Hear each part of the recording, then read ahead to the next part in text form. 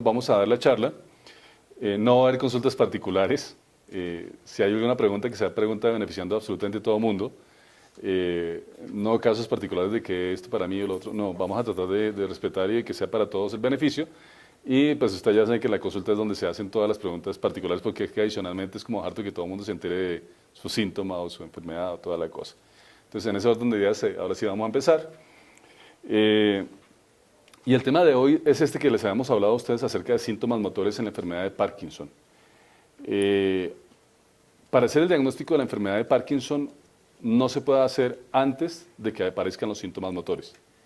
El diagnóstico de la enfermedad de Parkinson no se hace con exámenes ni se hace con otra cosa aparte de lo que el paciente nos cuenta durante la consulta.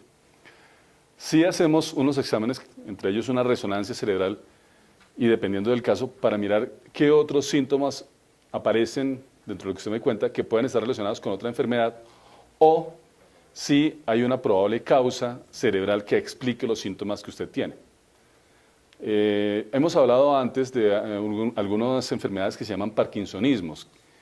Los parkinsonismos en general se refiere a todos aquellos síntomas que son similares al Parkinson, dentro de los cuales está la enfermedad de Parkinson. Entonces, hablamos de esos síntomas motores que son comunes, pero que por otros síntomas se diferencian de la enfermedad de Parkinson. Y ahorita lo miraremos, es que son más de 17 enfermedades parecidas a la enfermedad de Parkinson. Entonces, diagnosticar Parkinson no es fácil. El 90% de los pacientes son diagnosticados por un neurólogo en trastornos del movimiento. El 70% son diagnosticados por un neurólogo. El 60% son diagnosticados por un médico general. Eso quiere decir que a pesar de que el especialista de que ve todos los pacientes con Parkinson todos los días, los vea todos los días, hay 10 de cada 100 pacientes que no son diagnosticados adecuadamente. Y que el neurólogo en general, de esos 100 que dice que tiene Parkinson, hay 30 que realmente no tienen Parkinson. Y el médico general, 40. O sea, casi la mitad de pacientes que el médico general que dice que tiene Parkinson, realmente no tiene Parkinson, sino otra enfermedad parecida a Parkinson. O sea, diagnosticar Parkinson no es sencillo. Y uno tiene que tener paciencia, tiene que encontrar los síntomas muy claramente y tiene que esperar durante el tiempo porque a veces los síntomas no son claros al comienzo. Y entonces, si quieren, bueno, ahí se ve muy bien, ¿se ve bien? Sí. Ustedes reconocerán a varios de estos personajes a nivel mundial y a nivel nacional que tienen o tuvieron enfermedad de Parkinson: Carlos Botila, Michael J. Fox, Mohamed Ali, Janet Reno, la exfiscal de los Estados Unidos, que fue paciente mía, pues la vi alguna vez ahí en Estados Unidos. Este cantante que muchos han visto y les gusta. ¿Se acuerdan de este pintor? Salvador Dalí. Un actor que no estamos claros si tenía Parkinson o no tenía Parkinson. Algunos dicen que tenían demencia de cuerpos de Louis, que es muy parecida al Parkinson.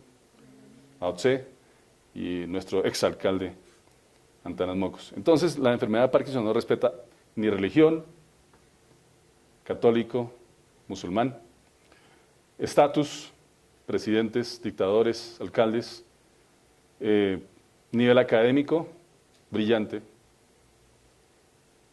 un genio, otra persona muy brillante, absolutamente a nadie. El Parkinson no tiene selección por raza, color, religión, absolutamente nada. Entonces el Parkinson afecta a todo el mundo. ¿Qué sabemos de nuestros países? En Latinoamérica, pongámonos en Latinoamérica, no nos pongamos en otros países. En Latinoamérica sabemos que la incidencia o el número de pacientes es muy similar a lo que hay en otros países. Por ejemplo, aquí hablan de Argentina, hablan de Bolivia, hablan de Colombia. Y hace poco hice una revisión de todos los pacientes, de todos los estudios que da a nivel latinoamericano, y es más o menos lo mismo, es 0.4 por cada 100, o sea, 4 de cada 1000 personas van a sufrir o sufren de Parkinson en el momento. A mayor edad, mayor riesgo de que sufran de Parkinson. Tanto así que después de los 65 años es 1 de cada 100, o sea, es más del doble. Entonces no es infrecuente que una persona joven tenga Parkinson. Tenemos pacientes con Parkinson desde los 16 años. Entonces, cuando a veces me preguntan que ¿por qué tan joven? No sabemos. No sabemos cuál es la razón, no tenemos la razón, pero es esto. Esto es a nivel nacional, un estudio que se hizo aquí en Colombia, en la área metropolitana de Bucaramanga, donde se encuentra que más o menos la enfermedad de Parkinson y los parkinsonismos es muy similar a la que hay en otras partes del mundo. Y estos son los síntomas motores que muchos de ustedes han sufrido y que sufren. Temblor. Hay que decir que el temblor no aparece en todos los pacientes. El temblor aparece a veces entre el 6, 60 y 70% de los pacientes, o sea que si usted no tiene temblor no significa que no tenga Parkinson. La bradicinesia, que es la lentitud del movimiento, sí está en el más del 95% de los pacientes. Ese es uno de los criterios diagnósticos para decir que el paciente tiene Parkinson y está establecido por la MDS. La MDS es la Movement Disorder Society, o la Sociedad de Trastornos del Movimiento, que lo que hace es establecer unos parámetros y unas reglas para decir más o menos cómo aproximarse al diagnóstico de enfermedad de Parkinson. La rigidez, que es el aumento de la resistencia para la movilidad, es el paciente que muchos de ustedes lo sienten que va a mover y como que tiene que hacer un mayor esfuerzo para moverse. Esa es la rigidez y que nosotros lo notamos en el examen físico. Hay compromiso en la marcha, lógicamente, secundario a todo esto. Si usted tiene mucho temblor de una pierna, pues le va a afectar la marcha. Si está lento de una pierna, pues va a arrastrarla muy probablemente. Si está rígido, pues además le puede sentir dolor. Entonces son muchos otros síntomas asociados a esos problemas de la movilidad. La postura encorvada, que al comienzo no es tan claramente, pero que con el paso del tiempo sí, algunos de ustedes lo han notado que empiezan a encorvarse. Hay adicionalmente otros síntomas no motores, como por ejemplo la sensación de debilidad. Usted siente, o muchas veces el comienzo del paciente siente que no puede mover la mano adecuadamente y piensa que es que está perdiendo la fuerza, y no, se está confundiendo en ese momento la debilidad con disminución de la movilidad por la lentitud y por la rigidez. Los espasmos musculares, los calambres, que a muchos de ustedes despiertan en la madrugada y que son terribles y que producen dolor. La sensación de torpeza de que va a coger el pocillo y como que por la rigidez y manda la mano y se le va la mano y coge y tumba el pocillo, no porque tenga temblor, sino porque no alcanza a llegar al sitio que tiene que llegar y cuando llega pues como que manda mucho esfuerzo y se le caen las cosas. Y las posturas distónicas, que son las posturas anormales de los dedos de los pies, a veces del cuello, de la cabeza, de los ojos. Todos estos son síntomas motores que pueden presentarse en la enfermedad de Parkinson en cualquier momento. Probablemente ustedes, más de uno de ustedes ha sufrido muchos de estos síntomas. Entonces, siempre tenemos que aproximarnos al diagnóstico de la enfermedad de Parkinson. Con eso que acabo de mostrarles, tenemos un parkinsonismo, con todos esos síntomas motores. Pero yo tengo que preguntarles a ustedes muchas otras cosas en el momento de hacer la consulta. Ustedes me pueden contar muchas cosas de esas. Dicen, yo tengo todo eso, pero eso no me da el diagnóstico 100% de enfermedad de Parkinson. Eso me da el diagnóstico de un parkinsonismo. Tengo que preguntar muchas cosas como los síntomas premonitores. Y muchos de ustedes lo han sufrido. Los síntomas premonitores son aquellos que han aparecido muchos años antes de que aparezcan los síntomas motores.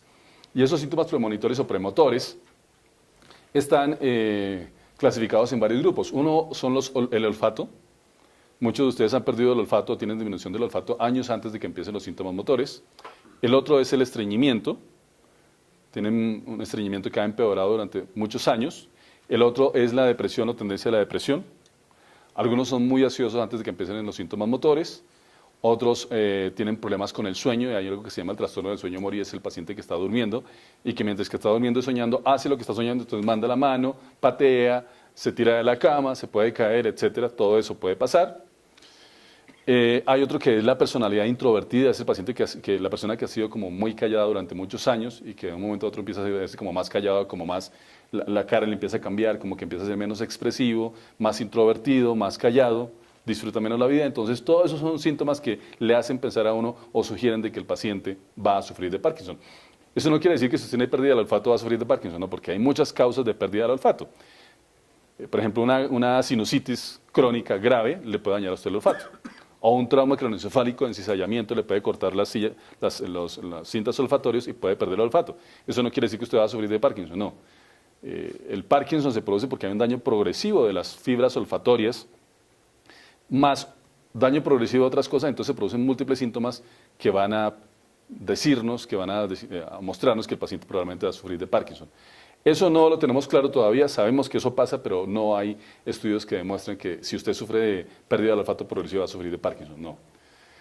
Y hay signos de síntomas tempranos. Por ejemplo, los signos de síntomas tempranos son aquel paciente que inicialmente consulta a ortopedia porque es que le duele el hombro. Y le hacen resonancia del hombro y le hacen estudios del hombro y no encuentran absolutamente nada.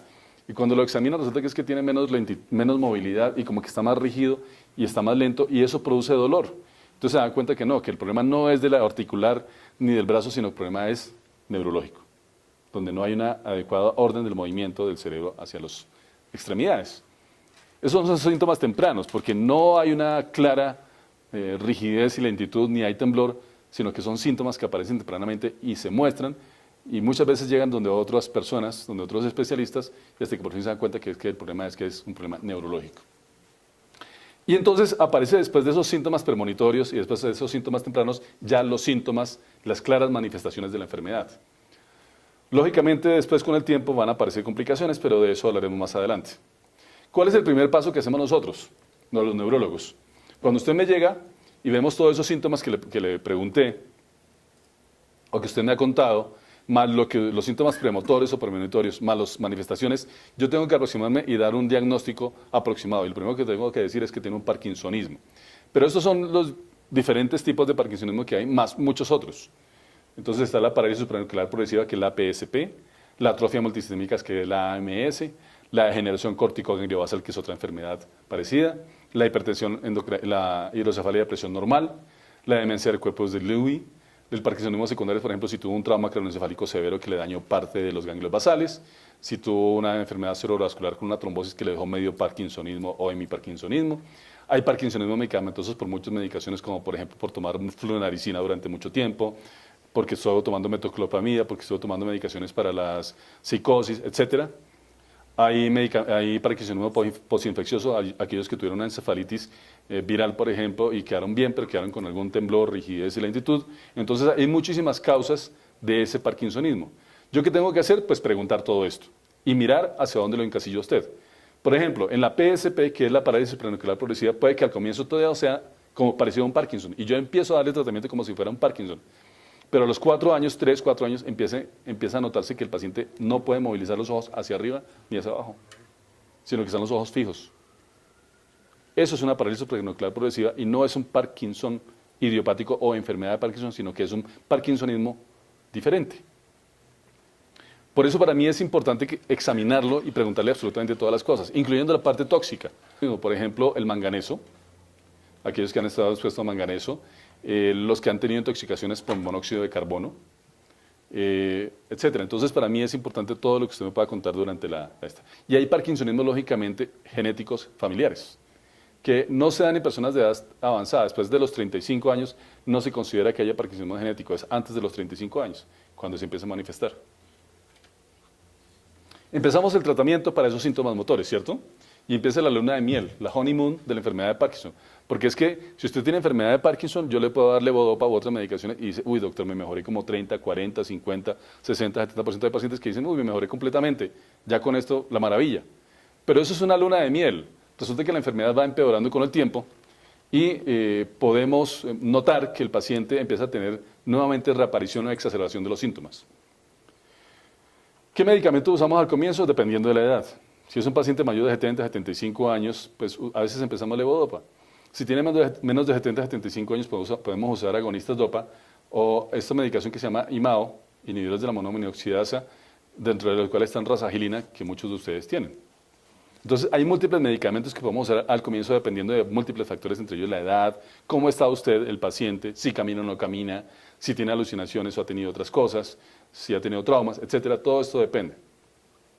Y es importante saber que desde el comienzo el ejercicio es indispensable. El ejercicio es fundamental. Es una terapia más. Si usted puede bailar, baile. El baile es, aparte de que libera muchas cosas, de que aumenta la creatividad, de que desinhibe la persona, la parte de la movilidad también mejora. Hay muchos estudios, por ejemplo, con tango. Yo sé que aquí muy pocos sabremos bailar tango y que es un poco complicado, pero por lo menos sí podemos bailarnos un merengue o alguna cosa que es más colombiano, o al que le gusta el vallenato, al que le guste lo que sea, pero bailar es una muy buena terapia. Hacer terapia, hacer cardio. Si puede hacer cardio, buenísimo. Si puede haber una piscina, excelente. Porque es que en la piscina, además de que usted no se le van a dañar las articulaciones, se va a sentir relajado, va a tener aumento de la capacidad cardíaca, aumento de la capacidad pulmonar, el funcionamiento cerebral mejora, hay aumento de la irrigación a diferentes partes, el cambio de la temperatura ayuda. Entonces todas las cosas son buenísimas. Montar en bicicleta, la bicicleta tándem, con un estudio que hicimos el año pasado, demuestra que los pacientes con Parkinson, por lo menos aquí en nuestra institución, mejoran muchísimo después de hacer esas terapias, montar en bicicleta tándem. ¿Cuál es la mejor terapia? La mejor terapia es la combinación de todo lo que les dije. Medicamentos, terapias y estar juiciosos cuidándose de ustedes mismos. Esto es como lo que nosotros hacemos. Esto es algo que extraje de un consenso que hicimos el año pasado, en el 2014, los neurólogos especialistas en movimientos normales del país, y esto es más o menos lo que usamos. Cuando el paciente tiene menos de 60 años, la medicación que empezamos son los IMAOs, es decir, la razagilina, que es la medicación que más se usa en Colombia. En segundo lugar, pues, está la selegilina, que es parecida a la razagilina, con algunos efectos secundarios entonces diferentes, entonces no lo utilizamos tanto, utilizamos más razagilina. Si tienen entre 60 y 70 años, empezamos de una vez con agonistas DOPA, y si el paciente está muy bien, empezamos con IMAOs. Si el paciente tiene más de 70 años, pues empezamos con levodopa, pero a veces también empezamos con agonistas DOPA. Los agonistas DOPA son el pramipexol y la rotigotina, que muchos de ustedes también tienen, ¿cierto? Y la levodopa, pues que casi todo el mundo la conoce. Pero como ustedes saben, también, y muchos de ustedes han sentido, la enfermedad va empeorando con el tiempo y es necesario siempre utilizar, después de un IMAO, por ejemplo, utilizar agonistas DOPA y después utilizar levodopa o utilizar mezclas de todas las medicaciones para que el paciente se siente mejor. A pesar de eso, con la evolución del empeoramiento de la enfermedad, vamos a ver que hay fluctuaciones, que hay pacientes que se benefician del tratamiento por ciertas horas y que después se le acaba el efecto de la medicación. Y eso hace que el paciente requiera ajustes de medicaciones, aumentar la dosis de la medicación, aumentar la frecuencia de la medicación, y en algunas ocasiones puede ser necesario inclusive otras cosas como por ejemplo colocar entacapone, que es la mezcla entre levodopa, carbidopa, entacapone, que es el estalevo, o utilizar cirugía inclusive, y hay otras terapias de las cuales hablaremos después. Esto es más o menos lo que pasa, las complicaciones motoras, está en inglés porque pues, la damos en Estados Unidos también. En todo el mundo pasa lo mismo con todos los pacientes de Parkinson. Hay unas complicaciones a largo plazo, y esto es más o menos lo que pasa, que al comienzo del paciente en los primeros años se siente muy bien y la duración del tiempo de la levodopa, pues el paciente lo mantiene estable. Pero a medida que va pasando el tiempo, aparecen estos fenómenos de wearing off. Wearing off significa que se le acaba el efecto de la medicación antes de tiempo, y entonces empieza a sentirse mal cuando se le acaba el efecto de la medicación, pero después aparecen otra cosa que se llama las disquinesias, que es el empeoramiento y que son los movimientos adicionales anormales, como si estuviera bailando, como si estuviera danzando, y son otras complicaciones. ¿Qué son estas? En pocas palabras. El fenómeno de wearing off, que es que se le acaba el efecto de la medicación antes de tiempo, entonces dice, doctor, es que ya la medicación ya no me dura las 5 horas que me duraba antes, ahora a las 4 horas me siento muy mal. Entonces me pongo rígido, empiezo a temblar, empiezo a sudar, me da ansiedad, me pongo triste, etcétera, todo eso porque ya el efecto de la medicación se me está acabando. El fin de dosis anticipado, y es el paciente aquel que, por ejemplo, no se toma la medicación y a las 3 horas, cuando venía bien, ¡puf!, se le acabó el efecto de la medicación. No de un momento a otro, sino que dice, pero si yo estaba bien, ¿por qué me pongo ahora tan rígido y tan mal? Están las disquinesias, que son los movimientos que les dije antes, los movimientos coréicos, que cuando el paciente tiene el efecto de la medicación, cuando está empezando o cuando está con su efecto máximo, el paciente puede hacer todo lo que quiera, pero resulta que va a comer y estás bailando y se está moviendo terriblemente, o está en la silla y está viendo televisión, y aunque él no se da cuenta, la familia se da cuenta como que está bailando en la silla y viendo las noticias, etcétera. Eso se llaman las disquinesias, que aparecen en etapas medianas o avanzadas de la enfermedad. Eso no es malignidad, eso quiere decir que si el paciente no se da cuenta de eso, muchas veces no se hace nada, pero si al paciente le molesta, entonces empezamos a tratarlas. A veces le molesta más a la familia que al paciente, entonces siempre hay que tener en cuenta eso. Las distonías, que son las posturas en contracción, como les dije antes, de los dedos de las manos, perdón, de los pies, de las plantas de los pies, que se le tuerce el dedo hacia adentro y que va a caminar y como que no puede caminar porque se tropieza más fácilmente. Congelamiento de la marcha. Este congelamiento de la marcha es a veces complicado de manejar porque a veces sí responde a la levodopa, pero muchas veces no responde a la levodopa, no responde a la medicación. Entonces el paciente va a caminar y va a cruzar por el umbral de una puerta y empieza a temblar y queda bloqueado, y de pronto un momento otro, empieza a caminar rápidamente y tiene alto riesgo de caerse. Eso pasa también, por ejemplo, cuando va a pasar por entre grandes multitudes o por espacios estrechos que está aquí la mesita y que aquí está lo otro, y como que va a pasar y otra vez se queda bloqueado y hasta que por fin puede pasar. Eso se llama los congelamientos de la marcha o bloqueos de la marcha. Inestabilidad postural por lo mismo, porque ya no hay una estabilidad y entonces el paciente puede caer usualmente hacia adelante. La falla de dosis es que el paciente se toma la medicación y pasa 1 hora, 2 horas y no siente que la medicación le haga efecto. Eso tiene que uno pensar muchas cosas, entre ellas si es que se la tomó con los alimentos. Entonces los alimentos interfirieron con la absorción de la medicación, no se absorbió en el estómago y entonces no hizo efecto. O si es que de pronto tiene un problema de tránsito intestinal, entonces el estómago como también se pone lento, como todo el intestino se pone lento, entonces la medicación nunca llegó a su sitio, sino que se quedó a mitad de camino, entonces nunca hizo efecto. Hay muchas causas de falla de dosis. Está el fenómeno super-off, y es aquel paciente que se toma la medicación y después de tomarse la medicación, como que en lugar de mejorar, empeora. Está muy parecido, es muy parecido al anterior, porque la medicación nunca llega al sitio de absorción, no se absorbe, entonces el paciente está esperando a empezar a arrancar y espera y espera y espera, y en lugar de mejorar, empeora.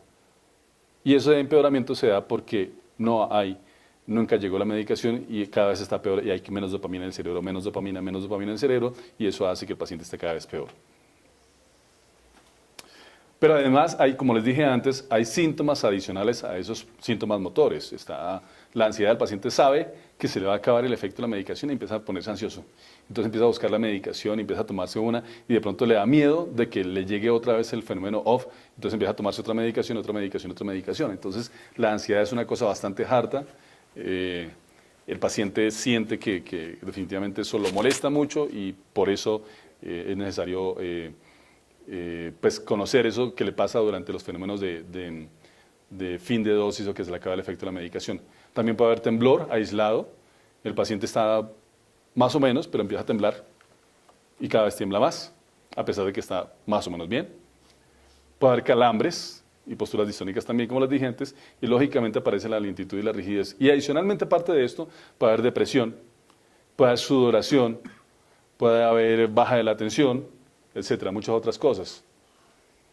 Y empiezan a aparecer cada vez más cosas. Entonces, lo que antes empezábamos a pensar que solamente temblor, rigidez y lentitud, empiezan a aparecer, ustedes ven que empiezan a aparecer un poco de síntomas que es necesario tratarlos y que ustedes no los cuenten.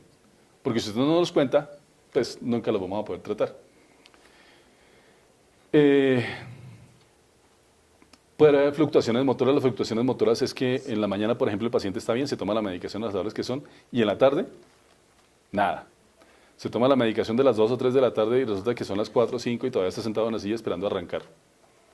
Esas fluctuaciones motoras se dan muchas veces con relación con la ingesta alimentaria. Por eso se les recomienda a los pacientes que al mediodía no coman proteínas, sino que el almuerzo sea un almuerzo balanceado, sin proteína, y que más bien la proteína se la coman en la tarde, noche, en la cena. Con eso la proteína se absorbe durante la noche, que es cuando está más relajado y tranquilo en la cama durmiendo. Entonces se toman su levodopa a las horas que son y más bien la proteína se la toman en la noche. Eso nos lo explicaron el año pasado. Las disquinesias, que son los movimientos como bailando, afectan entre el 50 y el 80% de los pacientes a los 10 años. Siempre tratamos, bueno, en la actualidad siempre tratamos de que el paciente que tiene Parkinson de nuevo o que le estamos diagnosticando el Parkinson, no empecemos con levodopa porque la levodopa es la medicación que en el paciente con Parkinson induce las disquinesias. Yo puedo tomar levodopa todas las veces que quiera, pero si no tengo Parkinson, nunca me van a dar disquinesias. Esos movimientos. Y puedo tomarlo por 4, 5, 6, 7 años y no me va a pasar eso. Pero en el paciente con Parkinson, por unos circuitos anormales que hay en el cerebro, hay unos cambios en las neuronas y puede haber que episodios en que el paciente responda muy bien a la levodopa y hay episodios en que no responde a la levodopa. A veces hay una respuesta muy exagerada a la levodopa y es cuando aparecen las disquinesias. Es cuando, en lugar de estar estable más o menos, pasan de estar de un estado de rigidez, de quietud, a un estado de hipermovilidad. Eso se llaman las fluctuaciones motoras asociadas a las disquinesias. Entonces, esas disquinesias se dan en el paciente que toma levodopa, también agonistas dopa. Por eso tratamos de que el paciente que se ha diagnosticado recientemente con Parkinson no se le empiece levodopa, sino se le empiece otra medicación para evitar estas disquinesias a mediano y largo plazo. Del 40 al 50% de los pacientes a los 5 años van a tener disquinesias. y a los 10 años va a ser entre el 50 y el 80%. O sea que casi todos van a tener disquinesias en algún momento. Estos son los medicamentos que tenemos en Colombia, ustedes ya la conocen, seligirina, razagirina, la bromocriptina, que no la utilizamos ahora por los efectos secundarios, especialmente la fibrosis pulmonar.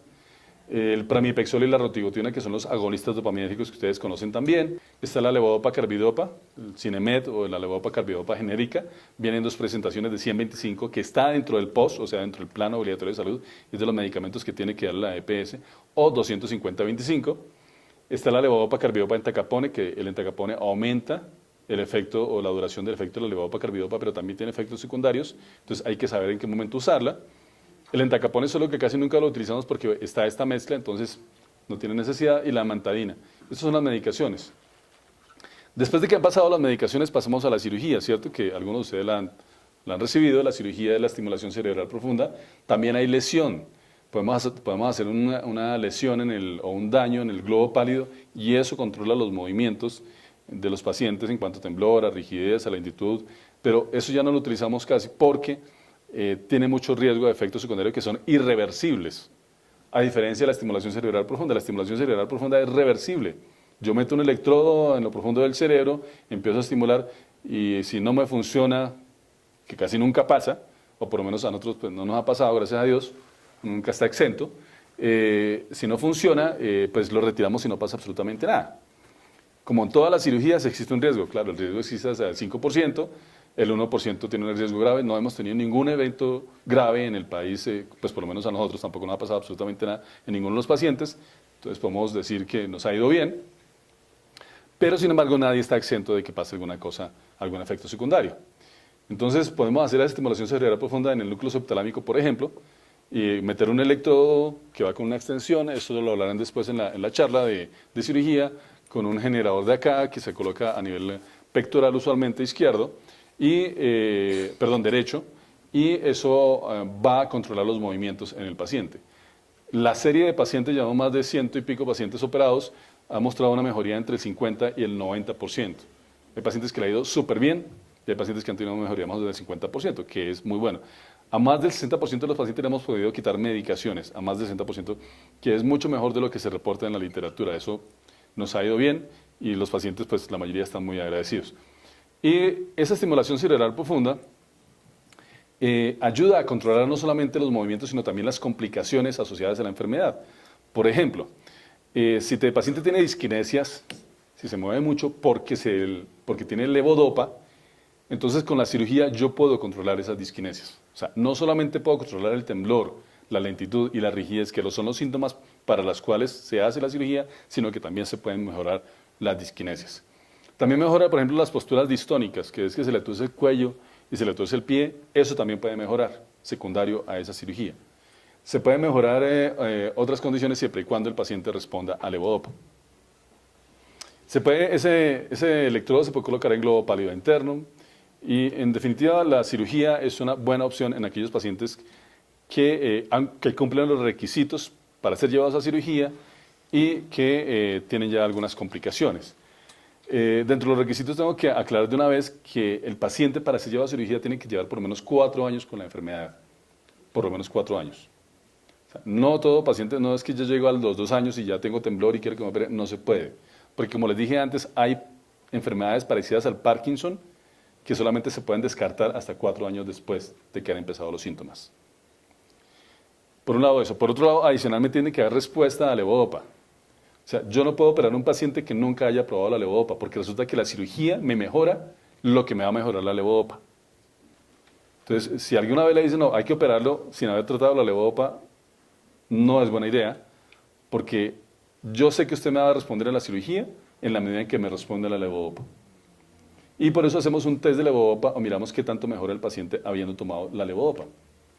Si el paciente no me mejora nada con la levodopa, muy probablemente no va a mejorar con la cirugía y va a ser un riesgo y va a ser una pérdida económica bastante grande porque ustedes saben que esto aquí en Colombia es bastante costoso. Entonces, hay que tener en cuenta muchos de los factores. El paciente tiene que estar bien mentalmente, no puede tener pérdida de la memoria, si tiene demencia no se puede operar y si tiene alucinaciones, por ejemplo, tampoco se puede operar. Si tiene ansiedad y depresión tienen que estar controladas. Entonces todo tiene que estar muy bien controlado para que el paciente se pueda operar. No se deben obligar ni tratar de convencer a la fuerza a un paciente. Si el paciente no quiere, no se puede hacer, porque tiene que haber voluntad del paciente. Y otras situaciones que uno siempre tiene que tener en cuenta. Por ejemplo, que esté dispuesto a ir cada mes al neurólogo a que le programemos ese neuroestimulador. Eso tiene que ser. Que si hay algún efecto secundario tenemos que conocerlo y tenemos que mirar cómo lo arreglamos. Entonces no es fácil, no es sencillo y no es de una sola vez que lo operamos y está curado. Entonces hay muchas cosas que tienen que pensar. Este es un paciente, por ejemplo, que él sí llevaba 5 años con la enfermedad, con un temblor bastante severo. Ustedes lo ven acá. Esto fue ya después de la cirugía. Pero así, él estaba mucho peor de lo que está en ese momento. Y aquí es durante la cirugía. La cirugía es así, él está despierto. Es para que conozcan un poco. Aquí no está temblando. Ustedes lo ven que ha mejorado muchísimo solamente con implantar el electrodo en el lado izquierdo. En el lado derecho, si ustedes le ponen cuidado, van a ver que está temblando. Mírenlo. O sea, tenemos un lado controlado y el otro lado no, es porque ya implantamos un electrodo en el lado derecho para controlar el lado izquierdo y la mejoría de la movilidad es bastante importante. Entonces, todo eso el paciente tiene que colaborar. Por eso el paciente, si está con Parkinson, si está por ejemplo, con alucinaciones, si tiene pérdida de la memoria, yo no puedo llevar a la cirugía, porque durante la cirugía el paciente se va a olvidar dónde está, va a querer levantarse de la cama, va a tener alucinaciones, si está en ansiedad, va a estar en ansiedad y no podemos operar, no nos va a colaborar durante la cirugía. O sea, muchísimas otras cosas. Entonces, es importante que el paciente sepa qué es lo que estamos haciendo, cómo lo vamos a llevar a cirugía. Él llevaba 5 años con la enfermedad, con la levodopa se le controlaba el temblor, pero empezaba a presentar unas disquinesias tan terribles que tampoco podía comer, o sea, ni para un lado ni para el otro, entonces nos acaba de operarlo y él es un paciente de muy escasos recursos. Y ese mismo día, simplemente con prender el aparato, la mejoría es del 90%. Este paciente lo operamos en el 2010 y lo vamos viendo cada año, ya lleva 6 años de cirugía y lógicamente es importante aclarar que la enfermedad va empeorando también con el tiempo, pero los síntomas que se controlaron inicialmente se van a mantener controlados y que si hay necesidad de ajustar medicaciones ya no va a ser como antes. Que si yo le apago el aparato a este paciente va a empeorar notoriamente al apagar el aparato. Entonces, definitivamente la cirugía le ha servido a los pacientes y eso nos ayuda. Hay otras opciones, por ejemplo, los pacientes de edad avanzada y que no pueden ser llevados a cirugía y que tienen complicaciones, hay otras medicaciones que no tenemos en Colombia, pero que probablemente van a llegar pronto. Esta, la apomorfina, ya creo que hay como 2 pacientes en Colombia que se la han puesto porque se han pedido como vital no disponible. ¿Qué quiere decir vital no disponible? Quiere decir que sí están disponibles en otras partes del mundo, pero aquí en Colombia no, pero que se pueda importar. Hay alguien que está dispuesto a importarla para que el paciente se beneficie de esa terapia. Esa apomorfina es una bombita. Si alguien ha conocido a algún paciente con diabetes que tenga bomba de insulina, es una bomba, como una jeringuita, una jeringa, en un cassette, más o menos en el tamaño de un cassette, cuenta la mitad de esto. No tengo ninguna foto, o sí tengo fotos, pero no se las voy a mostrar, después se las muestro. Y se la coloca acá y se coloca una agujita y todo el tiempo va liberando medicación. Y esa medicación hace que el paciente esté estable durante el tiempo. No que tenga picos donde está mal y episodios donde está mal, donde también está mal, perdón, donde está apagado, donde está sin movimiento, sino que está estable durante todo el tiempo. Lógicamente, para llegar a eso tienen que haber pasado algunas pruebas. Por ejemplo, el paciente que va a ser llevado o se le coloca bomba de apomorfina tampoco puede tener alucinaciones porque la apomorfina, como estimula partes del cerebro, puede inducir alucinaciones y puede empeorar al paciente. Entonces, es una opción que se tiene en pacientes de edad avanzada que no pueden ser llevados a cirugía, pero que sí pueden recibir esta opción terapéutica. La duodopa es otra medicación que tampoco tenemos en Colombia. No creo que la traigan pronto. Estas medicaciones son bastante costosas, pasan de 15 millones de pesos al mes el tratamiento. Entonces, siempre hay que mirar a qué paciente se le coloca, si realmente se va a beneficiar, hay que mirar cómo se le coloca la medicación y que no se pierda, porque es que si yo voy a invertir en usted 15 millones de pesos mensuales, pues la idea es que esa inversión se aproveche de la mejor manera posible. ¿Qué perspectivas hay? ¿Qué tenemos a futuro? Primero, la estimulación dopaminérgica continua, lo que le acabo de hablar de la apomorfina, la duodopa. Eso es estimulación dopaminérgica continua porque yo no estoy dando una tableta y a las 4 horas otra tableta y a las 4 horas... No, sino que continuamente estoy dando la medicación y no tiene paso por el estómago.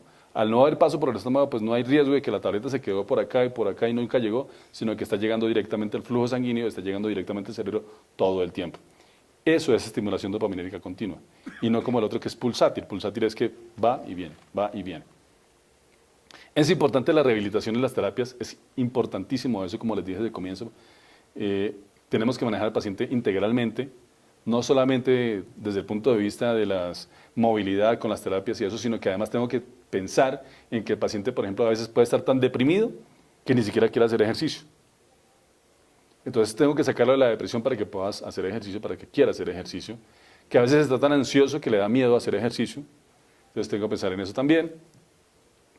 A veces les pedimos el favor a ustedes que nos colaboren con algunos estudios. Por ejemplo, ahorita vamos a hacer un estudio de memoria en pacientes con Parkinson. Es de una persona que está haciendo una maestría en la Universidad Nacional. Y yo sé que muchos de ustedes dejaron los datos, quisiéramos contactarlos después, eso no va a tener ningún costo como siempre, y la idea es que la persona que está haciendo el estudio pueda examinarla a ustedes desde el punto de vista de la memoria, a cada paciente. Y eso nos ayudaría tanto a ustedes, porque vamos a saber cómo están ustedes, y a nosotros porque vamos a saber cómo tratarlos y cómo aproximarnos a su tratamiento. Entonces, los vamos a estar molestando después. Hay otro estudio donde que estamos haciendo también en pacientes que van a ser llevados a cirugía, que los queremos examinar desde el punto de vista de la memoria antes de la cirugía y después de la cirugía. Esto tiene su razón, y es que hace poco en Estados Unidos, en una charla que tuvimos, ellos dicen que es que nosotros tenemos más pérdida de la memoria después de la cirugía. Nosotros no creemos eso, porque de los cientos de pacientes que hemos operado, no hemos visto ninguno que se nos demencie o que tenga pérdida de la memoria después de la cirugía, no hemos visto ninguno. Pasan las cosas normalmente, entonces sí queremos demostrar eso. Y queremos también demostrar que nosotros somos diferentes a los americanos y a otras poblaciones en muchos sentidos, y que necesitamos aproximaciones terapéuticas o tratamientos un poco diferentes de acuerdo a nuestra población. Bueno, eso es lo que les quería comentar. Muchas gracias. Ahora sí, tenemos un tiempo para preguntas y respuestas. Ustedes dirán.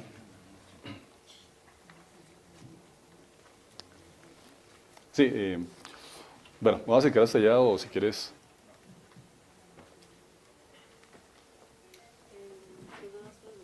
Sí. Buenos días.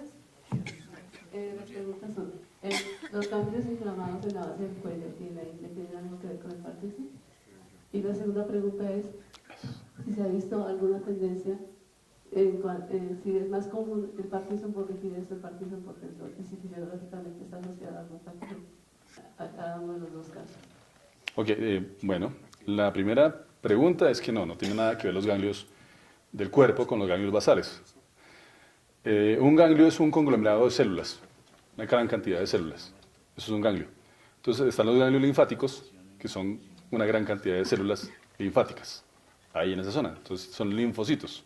Por eso se llaman ganglios linfáticos, porque son linfocitos y están en diferentes partes del cuerpo, se forman cadenas de eso. Entonces están las cadenas cingulares, están las cadenas axilares, las cadenas cervicales, etc. Los ganglios basales, que nosotros hablamos, los ganglios del cerebro, son acúmulos de neuronas ahí empaquetadas en un solo sitio, que son muy diferentes, no tienen nada que ver lo uno con lo otro. Bueno, son diferentes tipos de células y diferente función. Y la segunda es que sí, hay una diferencia en cuanto al Parkinson de predominio rigidez y el Parkinson de predominio temblor. Y hay ciertas diferencias en cuanto a la función. El paciente que tiene Parkinson de predominio temblor usualmente responde mejor, por ejemplo, a la cirugía que el paciente que tenga rigidez y bradicinesia. Eso nos ha mostrado durante las cirugías que las descargas de las neuronas es diferente, es un poco diferente. De hecho, hay 3 tipos de Parkinson de los que casi siempre hablamos.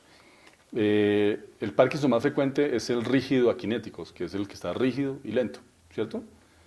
Después sigue en orden de frecuencia el Parkinson de predominio temblor, que es el que tiene temblor. Y hay un 10% que es el menos frecuente, que es el Parkinson de trastorno de la marcha, que es el paciente que no está tan rígido en la parte superior, que no está tan lento, pero que cuando va a caminar sí tiene problemas para caminar. Entonces son los 3 tipos de Parkinson. Hay diferencias también en cuanto a la respuesta a la medicación, y hay diferencias en cuanto al pronóstico. Usualmente los pacientes que tienen más rigidez y más lentitud tienen a veces más complicaciones no motoras. Entre ellas, por ejemplo, a veces tienen más alucinaciones, a veces tienen más problemas de memoria, a veces tienen más problemas de depresión y ansiedad, porque los síntomas son un poco a veces más severos. Entonces, a veces es preferible tener un poquito de temblor y no estar completamente rígido y akinético. Bueno, ¿alguna otra pregunta?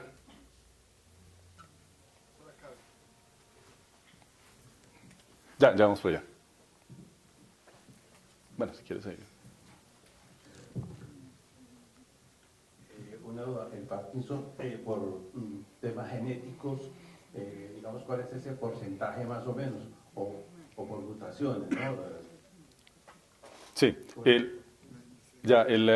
más o menos el 92% de los Parkinson los llamamos Parkinson esporádicos, idiopáticos, o sea, no sabemos cuál es la causa.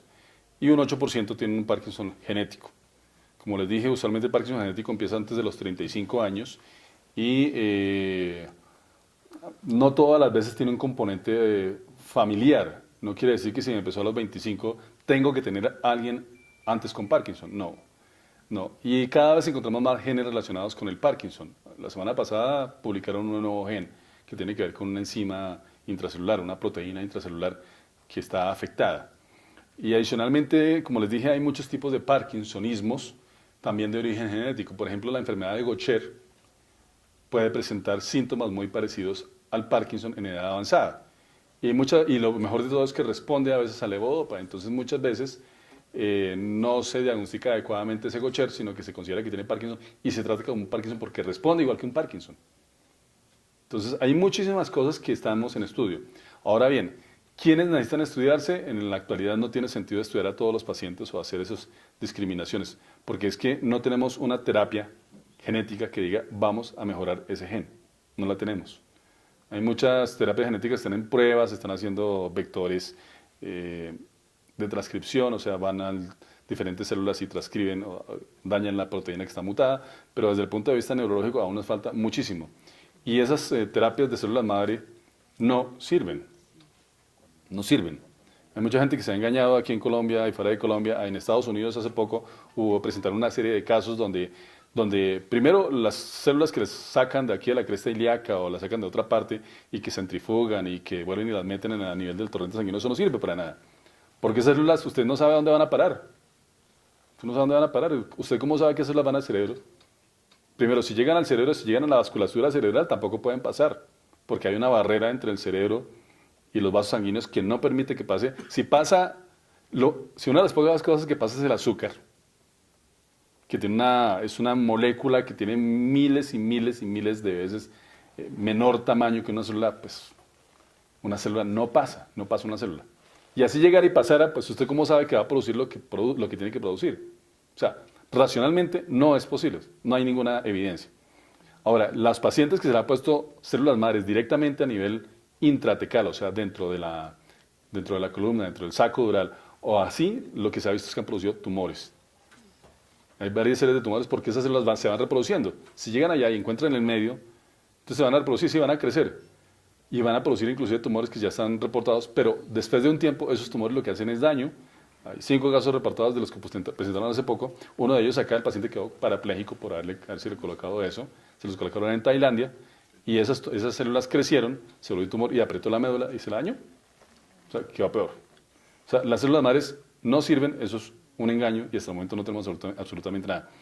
Por el momento lo que se está haciendo, hay un estudio y es los estudios que hicieron inicialmente es colocar células directamente allá, en el sitio donde tienen que colocarse, por cirugía, y se tienen que estimular con ciertas sustancias para que produzcan la sustancia que necesitamos, que es la dopamina.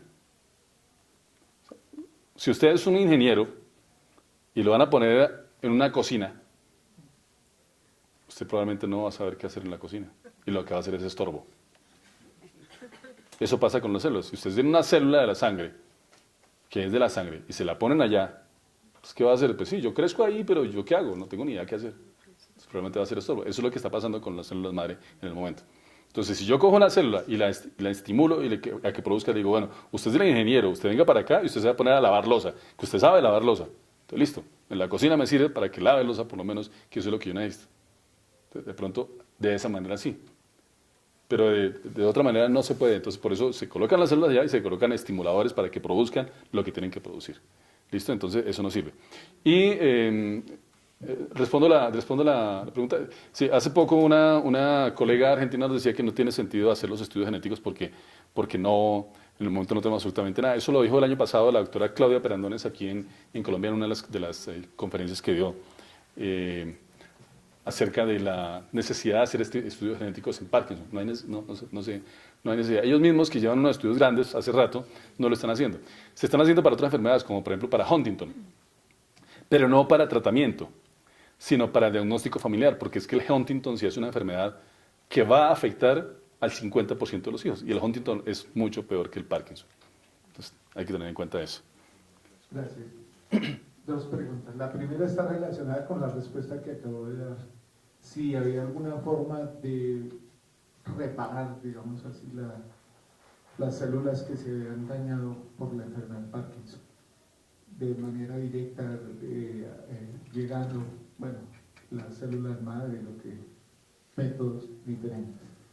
Y segundo, si es posible que un paciente a través del ejercicio, de la dieta balanceada o sus cuidados en alimentación, se pueda tener la oportunidad de ir bajando la dosificación o la concentración de la medicación.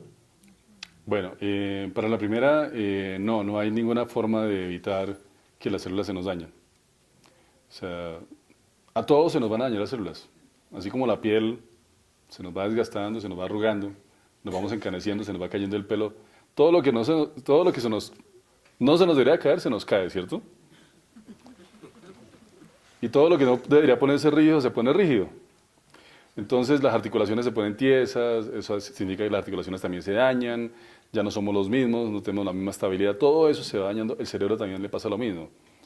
Entonces no hay una manera de evitar que haya ese deterioro.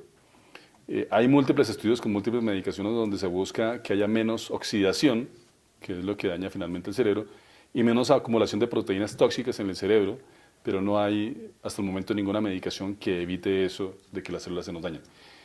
Y de otro punto, en cuanto a la segunda pregunta, pues el ejercicio es indispensable, claro, es necesario, igual que la dieta, o una dieta mediterránea. Yo, por ejemplo, a los pacientes, si les digo, si no están tomando clonazepam ni nada, se pueden tomar un vino de vez en cuando, o un whisky, o pasarla rico, chévere, no hay ningún problema con eso. Pero eso no garantiza que el paciente no vaya a empeorar su enfermedad. La enfermedad, quiera o no quiera, va a empeorar. Esto es como un monstruo que uno va, primero chiquito, y uno utiliza armas chiquitas. Y a medida que va creciendo el monstruo, pues le vamos utilizando armas mucho más grandes y atacando ese monstruo cada vez más duro para que ese monstruo lo podamos tener bajo control. Dentro de los armamentos que tenemos para combatir ese monstruo está lo que usted dijo. Está una buena dieta, está dormir bien, tener buen estado de ánimo, hacer ejercicio. Todo eso es necesario, pero no nos va a disminuir el tamaño del monstruo que tenemos ahí al frente atacándolo. Entonces, es necesario, sí, y nos va a ayudar muchísimo, pero muy probablemente no nos va a quitar medicación o nos va a bajar la dosis de la medicación.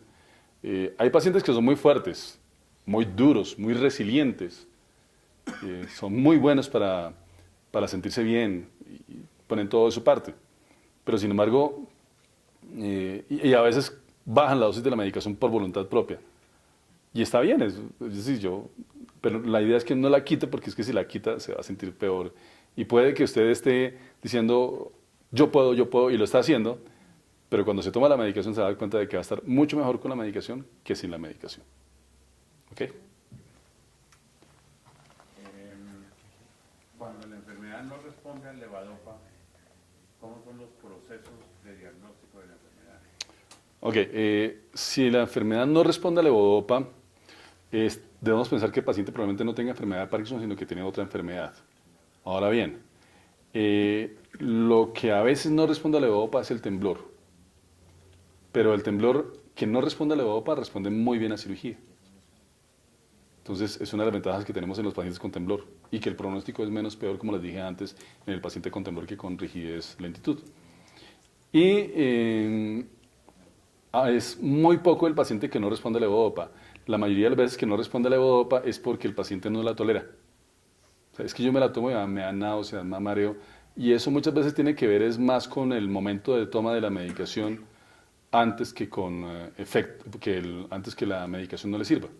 Porque puede ser que le sirva, pero a veces el paciente le da tanto mareo y tanto malestar que es que dice, uy, no, es que yo me la tomo y sí me mejora, me siento más, más libre, menos rígido, menos tieso, pero es que este malestar no me deja ni mover. Entonces lo que hay que hacer es a veces cambiar las medicaciones, a veces premedicar con domperidona, por ejemplo, que es una medicación que quita las náuseas y el vómito. Hay que mirar cómo le ayudamos al paciente para que tolere esa levodopa, para que su paciente se sienta mejor. Doctor, ¿y por qué, por ejemplo,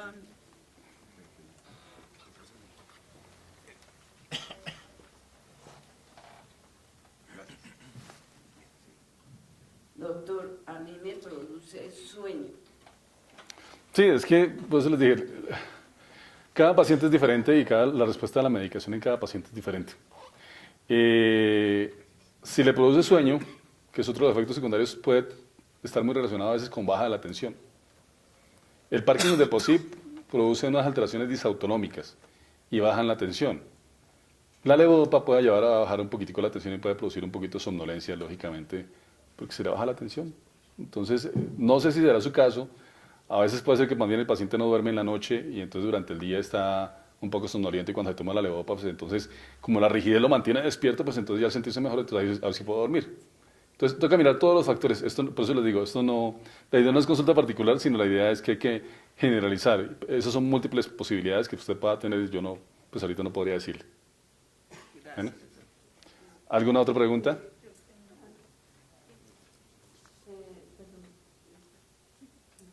El Salevo tiene 3 componentes, levodopa, entacapón y carbidopa. ¿Qué papel desempeña el entacapón y la carbidopa? La carbidopa evita las náuseas y el mareo. Si le doy levodopa sola, le dan náuseas y mareo. Entonces la carbidopa ayuda a disminuir esos efectos.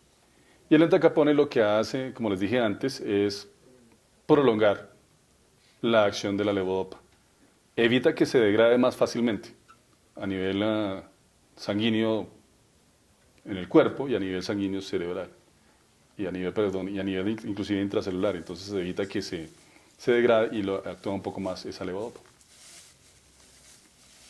Doctor, la levodopa tiene el efecto secundario de los movimientos involuntarios. O sea, los movimientos involuntarios son efecto de la levodopa. Pues yo como les dije antes, las discinesias, me está hablando.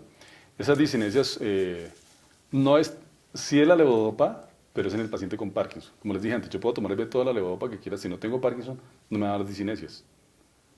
Pero es en el paciente que tiene Parkinson porque la levodopa lo que hace es llegar allá por pulsos, llega por periodos y trata de reponer la dopamina que falta en el cerebro. Se convierte a dopamina y llega allá. Como llega por pulsos, entonces hace unos cambios a nivel celular y esos cambios celulares hacen que el paciente a veces responda, a veces no responda y a veces responde exageradamente es cuando aparecen las discinesias. Entonces no es tanto la levodopa sino todo el cambio o el daño que hay a nivel cerebral en ese paciente. Lógicamente yo tengo que darle la levodopa porque la levodopa le va a ayudar a mejorar todos los síntomas. Pero si la célula ya se ha lesionado y está respondiendo de una manera diferente y ya tiene algunos cambios, pues lógicamente va a producir las disquinesias que ustedes ya conocen y que hemos visto. Entonces la cirugía lo que alivia son los efectos secundarios. No hay efectos secundarios. O sea, el efecto secundario de la levodopa no está el efecto secundario, sino es lo que le digo. Si yo me la tomo, a mí no va a pasar nada. Lo que no quiero que quede en el aire